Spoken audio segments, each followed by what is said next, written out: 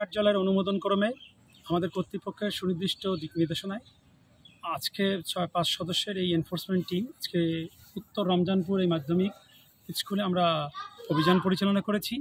মূলত এখানে 2টি অভিযোগ ছিল। একটি অভিযোগ হচ্ছে যে জনাব শিপন খান, উনি একজন 4র্থ শ্রেণীর এমপ্লয়। এখানে ওনার নিয়োগ সংশ্লিষ্ট আমরা একটা ফলাফল শিট পেয়েছি, যেখানে উল্লেখ আছে উনি সুপারিশকৃত 15 নম্বর দিয়ে। পরবর্তীতে একই সাথে আমরা আরেকটি শিট পেয়েছি 1 তারিখে, সেখানে জনাব রকুনুজ্জামানকে সুপারিশ করা হয়েছে। এখানে একই নিয়োগে 2 জন ব্যক্তিকে শিট 2টো ফলাফলে নিয়োগপ্রাপ্ত করলো, এটা কিভাবে হলো এটা একেবারে আপনারা আমার মতনই বুঝতে পারছেন। আমরা প্রাথমিক ডকুমেন্ট সংগ্রহ করেছি, এখানে আমাদের মনে হয়েছে ম্যানিপুলেট করা হয়েছে। আর তাদের বক্তব্য এখানে উঠে এসেছে যে এটা ঘুষের বিনিময়ে নিয়োগটা হয়েছে এবং প্রধান শিক্ষক এখানে ইনভলভমেন্ট, এবং তিনি তার সত্যতা স্বীকার করেছেন যে 2টাই তার স্বাক্ষর।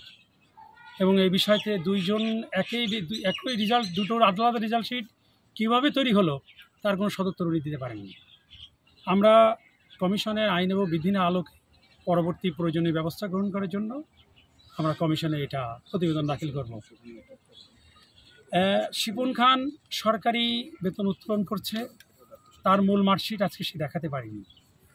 আর নুরুজ্জামান, যিনি এই যে মার্কশিট, সে অরিজিনালটা আমরা জব্দ করেছি। আমরা শিপন খান সরকারি বেতন উত্তোলন করছে, এরকম জালিয়াতি শিক্ষাক্ষেত্রে, নিয়োগ ক্ষেত্রে এটা নিঃসন্দেহে আপনার কালকিনির জন্য অশনির সংকেত, সারা বাংলাদেশের জন্য এটা অশনির সংকেত। দুর্নীতি দমন কমিশন এই দুর্নীতি, এই সংস্কৃতি বন্ধের জন্য সর্বোচ্চ ব্যবস্থা গ্রহণ করবে ইনশাল্লাহ।